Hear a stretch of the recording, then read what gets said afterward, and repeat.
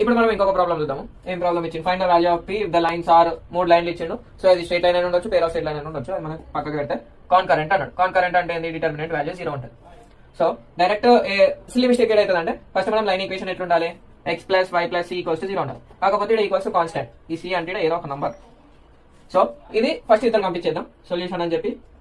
Given lines are ఇది రాసేస్తాము.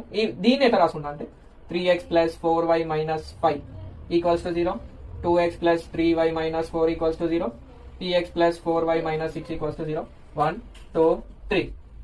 మళ్ళీ condition ఏమి ఇచ్చిండు? ఇచ్చిన లైన్ లో కాన్కరెంట్ అన్నాడు. Therefore given condition given lines are concurrent that is determinant of these values equals to 0.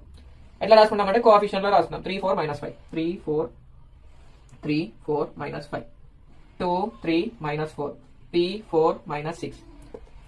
ఇంతే కదా. డిటర్మినెంట్ ఎట్లా ఫైండ్ అవుట్ చేస్తాము? ప్లస్ మైనస్ ప్లస్ పెట్టుకుంటాము. ఈ టర్మ్ కి వేసేటప్పుడు ఇది క్లోజ్ చేసేస్తాము. 3 ఇంటూ దీనికి determinant of A B C D equals to A D minus B C. ఇది మనం సాల్వ్ చేసుకుంటే వచ్చేస్తుంది.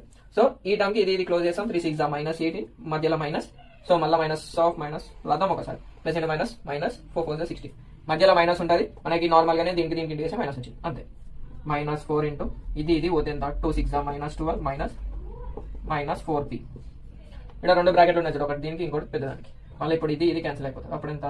Minus 5 into 2 4 8 minus 3p equals to 0. So simplify చేద్దాం. Minus 18 plus 16 minus 2, minus 4 into minus 12 plus 4p minus 5 8 40 minus of minus plus 3 15p equals to 0. Minus 6 minus of minus plus 12 4 48 minus 16p minus 40 plus 15p equals to 0. అంతే కదా. So simplify చేసేసుకుందాం. 16p లకి 15p పోతే minus p minus 40 minus 6 minus 46 అంటే ఎంత? Plus 2 equals to 0, p equals to 0, p equals to 2. p value వచ్చేసింది కదా. Question లో మనకు కండిషన్ ఇస్తాడు. కాన్కరెంట్ అంటే ఏం చేయాలి? Determinant of these value equals to 0. అప్పుడే మనం కాన్కరెంట్ అని అంటాం. Thanks for watching. ఒకవేళ నచ్చితే లైక్, షేర్ అండ్ సబ్స్క్రైబ్. ఏమైనా డౌట్ ఉంటే కమెంట్ సెక్షన్ లో పింగ్ చేయండి.